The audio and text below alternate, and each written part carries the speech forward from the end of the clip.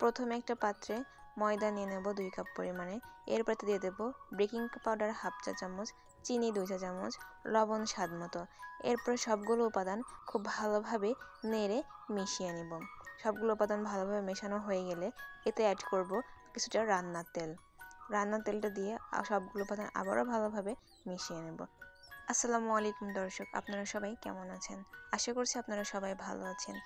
ময়দার সঙ্গে সবগুলো উপাদান ভালোভাবে মেশানো হয়ে গেলে এখন আমি এতে অ্যাড করব অল্প পরিমাণে পানি।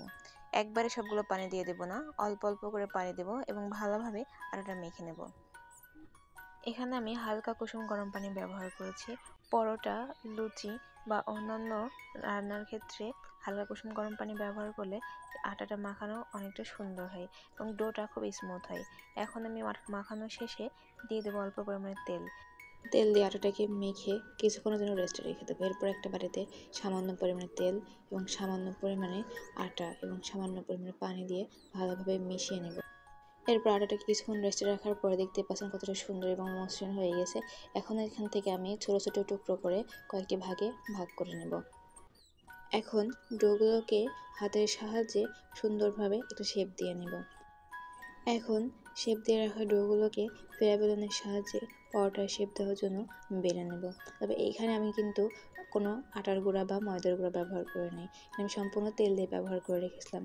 এখন আগে থেকে যে তেল এবং ময়দার যে মিক্সারটা ছিল তা সুন্দরভাবে ব্রাশ করে নেব। ব্রাশ করে নিয়ে একটা চাকুর সাহায্যে ছোটো ছোটো করে কেটে এইভাবে ঘুরিয়ে নেব। এরপরে আবারও বেলে তারপর আবারও পরোটা সুন্দরভাবে শেপ দিয়ে ভাঁজ করে নেব। এইভাবে একে একে পরোটার শেপ দেওয়ার জন্য শেপ দিয়ে নিয়ে আমি 10 মিনিটের জন্য রেস্টে রেখে দেব। এখানে আমি কিছু পরোটা গোল শেপ এবং কিছু চারকোনা শেপ দিয়ে নিয়েছি। এরপরে এগুলোকে এখন পরোটার শেপ দিয়ে বেলে নেব। নিয়ে এখন চুলায় একটা প্যান বসিয়ে প্যানটা হালকা গরম হয়ে গেলে এখন পরোটাগুলো হালকা আঁচে ভালো মতো ভেজে নিতে হবে।